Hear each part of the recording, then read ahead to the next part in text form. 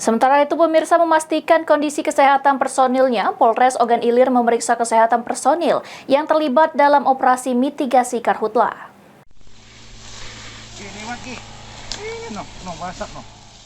Hampir 1 bulan lebih petugas Polres Ogan Ilir melakukan mitigasi kebakaran hutan dan lahan, sehingga Polres Ogan Ilir melakukan pemeriksaan kesehatan dengan mendatangi langsung posko karhutla dan melakukan pemeriksaan bagi anggota Polri yang melakukan pemadaman karhutla. Personil diperiksa tekanan darah, lalu diberikan perlengkapan kesehatan seperti masker serta obat-obatan termasuk vitamin dan obat batuk pilek. Selain itu juga personil mendapatkan anjuran dari petugas medis untuk menjaga kesehatan selama bertugas, yaitu menjaga pola makan yang sehat, cukup istirahat, dan selalu mengkonsumsi air putih yang cukup.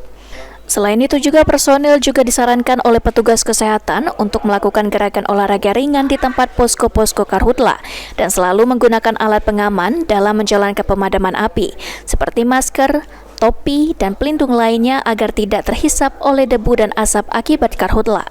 Ahmad Romawi, PAL TV.